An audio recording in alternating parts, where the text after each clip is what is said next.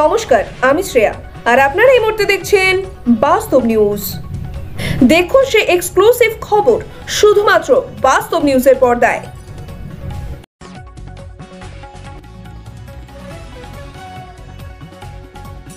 সুন্দরবনের প্রত্যন্ত এলাকার রামগোপালপুরে প্রায় কয়েক কোটি টাকা ব্যয়ে গড়ে উঠছে 2 কিলোমিটার খালপাড়ে অত্যাধুনিক পার্ক। সুন্দরবনের প্রত্যন্ত এলাকার রামগোপাল গোপালপুর গোপালনগর খালপাড়ে প্রায় 2 কিলোমিটার এলাকা জুড়ে গড়ে উঠছে অত্যাধুনিক রামগোপালপুর ইকো ট্যুরিজম পার্ক। সুন্দরবনের প্রত্যন্ত গ্রামে গড়ে উঠছে অত্যাধুনিক পার্ক, এটা অনেকের প্রশ্ন থাকতেই পারে, কিন্তু কথাটা অবিশ্বাস্য হলেও সত্যি।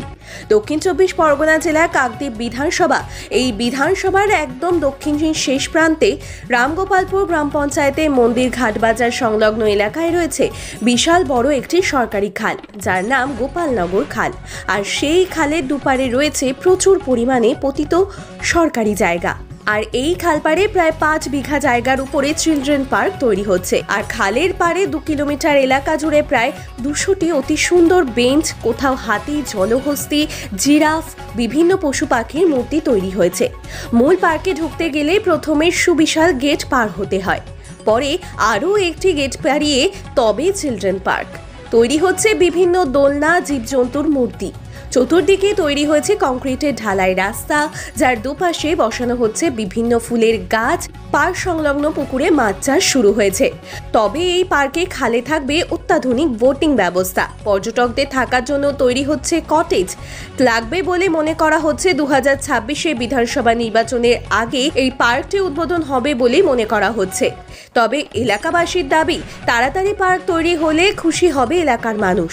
অঞ্চলের প্রধান সমীরণ দাসের দাবি, এই এলাকার ভূমিপুত্র এবং কাকদ্বীপ পঞ্চায়েত সমিতির সহসভাপতি সত্যব্রত মাইতির উদ্যোগে কাকদ্বীপের বিধায়ক মন্টু রাম পাখিরার অনুপ্রেরণায় দক্ষিণ কাশিয়াবাদ, হরেন্দ্রনগর সহ সমস্ত অঞ্চলবাসীর বিশেষ সহযোগিতায় এই পার্ক তৈরি হচ্ছে।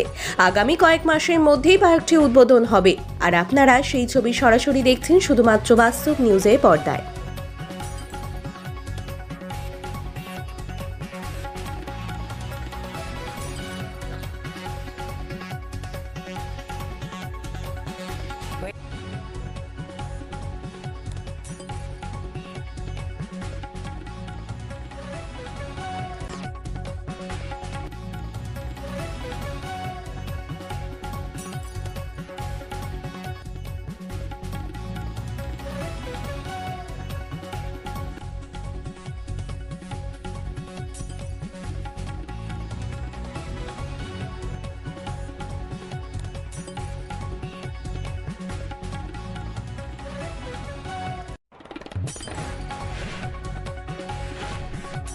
মিনিমাম গত 2 বছর 3 বছর ধরে কাজ হচ্ছে।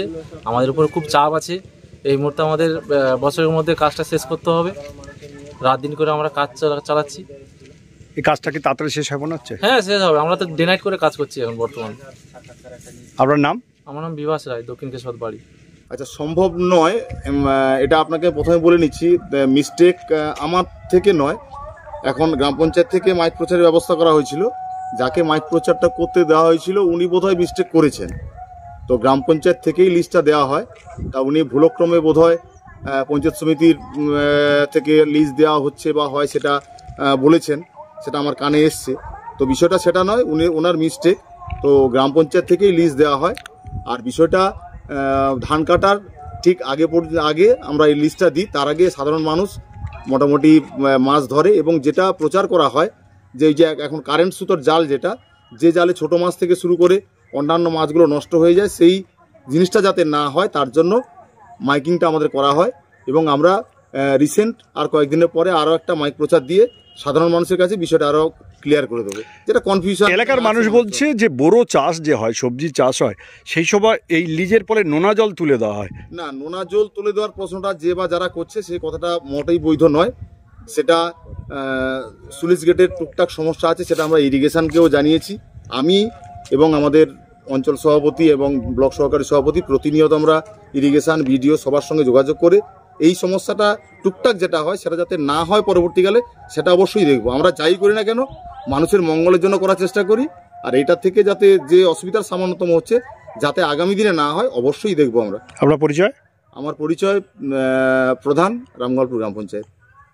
আমার তো বাইরে বিভিন্ন জায়গায় পার্কে ঘুরতে যেতে হয়, কিন্তু আমাদের এলাকায় যেহেতু হচ্ছে খুব মানে তাড়াতাড়ি যেতে হয়, পার্কটা চাইছি আমরা সবার ঘুরতে আসতে পারবে, সবাই বাড়ি সবাই মা বোন ভাই টাই সবাই মিলে আসবে পার্কে। এখন কোথায় যেতে হয়? এখন বিভিন্ন জায়গায় যেমন কলকাতায় বিভিন্ন আশেপাশে পার্ক যেখানে হচ্ছে, বাড়ির আশপাশে শুরু হলে তো আরও খুবই তাড়াতাড়ি শুরু হলে তো আরও ভালো। এইটা গ্রামের মধ্যে, তোমাদের এই যে একদম গ্রামের মধ্যে হচ্ছে, এলে কি সুবিধা হবে? সুবিধা হলে আমাদের আর বাইরে কোথাও যেতে হবে না, আমরা বাড়ির আশেপাশেই আসতে পারবো। আমি চাইছি পার্কটা তাড়াতাড়ি হয়, অনেকদিন আগে থেকেই হচ্ছে দেখছি, কাজ বাজ চলছে। আমি চাইছি যাতে কাজটা আরও তাড়াতাড়ি যেতে হয়ে যায়। তোমার নাম? আমার নাম শুভম রানা। করে গাড়ি ভর্তি করে সব মায়েরা তাদের ছেলে মেয়েদের নিয়ে এসে আমাদের পার্কে বেড়াতে আসছে। খুব দেখতে খুব আনন্দ লাগছে, ভালো লাগছে।